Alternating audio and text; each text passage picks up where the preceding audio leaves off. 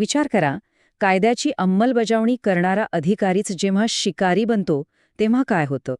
आज आपण अशाच एका धक्कादायक कथेचा उलगडा करणार आहोत, जिथे एका रक्षकानेच भक्षकाची भूमिका घेतली होती. हे वाक्य या कथेचं अगदी सार सांगतं. ही गोष्ट फक्त एका गुन्ह्याबद्दल नाहीये, तर विश्वासाच्या झालेल्या एका भीषण हत्येबद्दल आहे. चला तर मग या प्रकरणात खोलवर जाऊया. आपली गोष्ट सुरू होते ऑगस्ट 1995 मध्ये लास वेगासच्या एका शांत उपनगरात. इथेच जोएन अल्बनीज नावाची एक आई अचानक नाहीशी झाली आणि एका मोठ्या रहस्याला सुरुवात झाली. जोएनच्या 2 तरुण मुली जेव्हा काही दिवसांनी घरी परतल्या, तेव्हा त्यांना घरातलं दृश्य पाहून धक्काच बसला. आई घरात नव्हती, तिची गाडी गॅरेजमध्ये नव्हती, पण घरातले सगळे दिवे चालू होते आणि जे मौल्यवान दागिने ती कधीच अंगावरून काढत नसे ते बाथरूममध्ये पडले होते. हे सगळं काहीतरी भयंकर घडल्याचे संकेत देत होतं.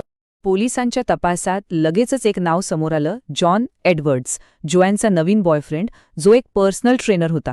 तो सुद्धा जोएनसोबतच गायब होता. पण खरा प्रश्न हा होता की ते दोघे एकत्र कुठेतरी निघून गेले होते की त्यांच्यासोबत काहीतरी भयानक घडलं होतं.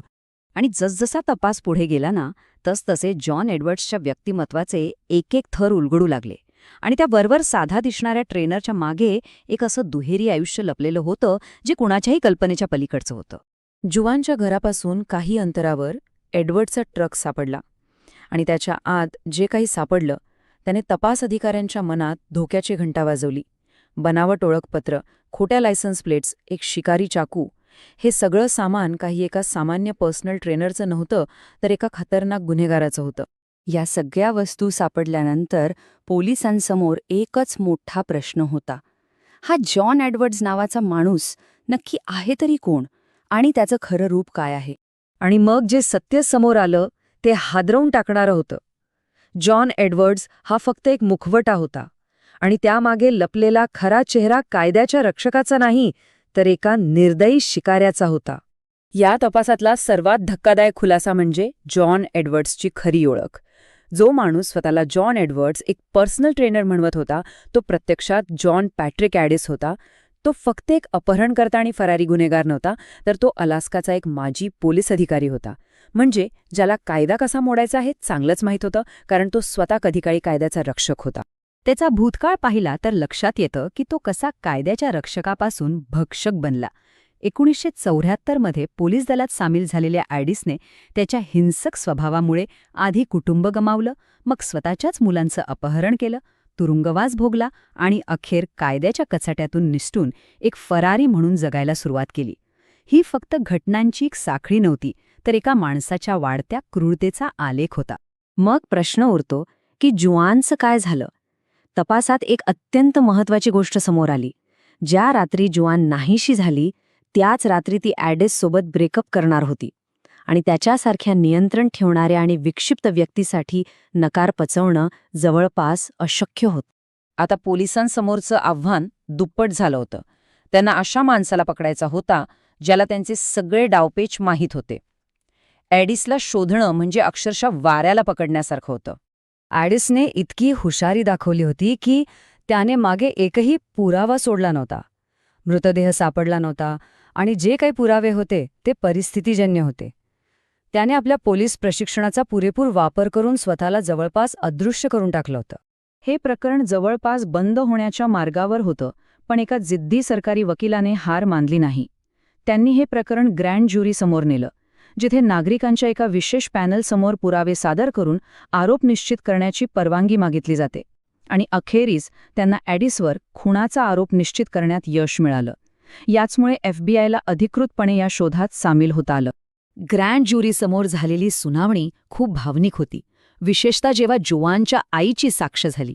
जेव्हा त्यांना विचारण्यात आलं की तुमची जोआन अल्बानीज नावाची मुलगी होती का, तेव्हा त्या तुटलेल्या आवाजात म्हणाल्या, माझी एक मुलगी आहे. ह्या एका वाक्यातून त्यांची आशा आणि दुःख दोन्ही व्यक्त होत होतं. अनेक वर्ष गेली आणि मग अखेर या शोधाचा शेवट झाला, तोही मेक्सिकोमध्ये, एका अनपेक्षित आणि तितक्याच दुःखद वळणावर. तब्बल 8 वर्ष. विचार करा, जोआनच्या नाहीसे होण्याच्या 8 वर्षांनंतर या केसमध्ये पहिला मोठा सुगावा लागला. इतकी वर्ष ॲडेस सगळ्यांच्या नजरेआड राहण्यात यशस्वी झाला होता. मेक्सिकोमध्ये तो जॉन स्टोन या बनावट नावाने राहत होता. पण ॲडेस इतका चलाक होता की FBI पोचायच्या आत तो तिथूनही निसटला. आणि यावेळी तो एकटा नव्हता. त्याच्यासोबत त्याची नवीन मैत्रीण लॉरा आणि त्यांची 2 लहान मुलंही होती. काही वर्षानंतर मेक्सिकोच्या चियापासमध्ये जे घडलं ते ऐकून अंगावर काटा येतो. एका अपार्टमेंटमधून दुर्गंध येत असल्याची तक्रार आली. पोलिसांनी दार तोडलं तेव्हा आत त्यांना लॉराचा मृतदेह सापडला. आणि त्याहूनही भयंकर म्हणजे दुसऱ्या खोलीत त्यांच्या 2 लहान मुलांचे मृतदेह होते. या तिघांची हत्या त्यांच्याच वडिलांनी म्हणजे ॲडिसने केली होती. ही बातमी दोन्ही कुटुंबांसाठी एक मोठा धक्का होती. इतकी वर्ष त्यांची मुलगी जिवंत होती, तिला नातवंडही होती, पण तिने कधीच संपर्क केला नाही आणि तिचा अंत इतका भयानक झाला. एका तपास अधिकाऱ्याच्या मते हे सत्य म्हणजे त्या कुटुंबासाठी जणू काळजावर केलेला एक खोल वार होता. आणि या सगळ्या प्रकारानंतर फक्त 3 आठवड्यांत जॉन ॲडिस ग्वाटेमालाच्या एका हॉटेलमध्ये मृतावस्थेत आढळला. त्याचा शोध तर संपला होता, पण त्याच्यासोबत जोआनच्या मृत्यूचं रहस्यही कायमचं दफन झालं होतं. ॲडिस तर मेला, पण याला खरंच न्याय म्हणता येईल का? पीडितांच्या कुटुंबियांना कधीच कळणार नाही की त्या रात्री नक्की काय घडलं होतं. आणि हाच प्रश्न मागे उरतो की जेव्हा असा गुन्हेगार पकडला जाण्याऐवजी स्वतःच मरतो, तेव्हा तो खऱ्या अर्थाने न्याय असतो की केवळ एका भयंकर कथेचा एक अपूर्ण शेवट?